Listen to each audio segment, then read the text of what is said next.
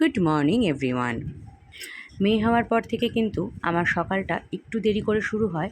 ওই ধরো সকাল 7টা নাগাদ ঘুম থেকে উঠি, কিন্তু আজকে হাজব্যান্ড একটু তাড়াতাড়ি অফিসে যাবে দেখে আমি কিন্তু আজকে ঘুম থেকে 5:30টায় উঠেছি। আর সকালের সব কাজকর্ম সেরে দেখো রান্নাঘরেও চলে এসেছি রান্নাটা বসাতে। আজ হচ্ছে শনিবার, আমাদের ভেজ ডে।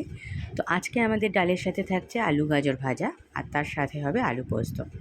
সব কিছু জোগাড় করে রান্নাটাও বসিয়ে দিয়েছি।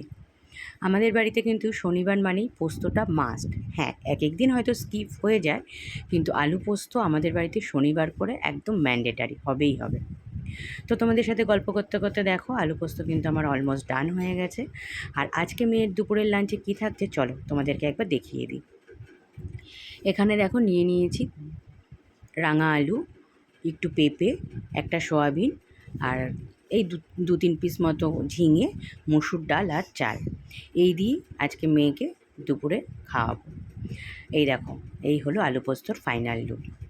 তো আমার এই ছোট্ট ভিডিওটা তোমাদের কেমন লাগলো অবশ্যই কমেন্ট করে জানাবে। পছন্দ হলে একটা লাইকও করতে পারো।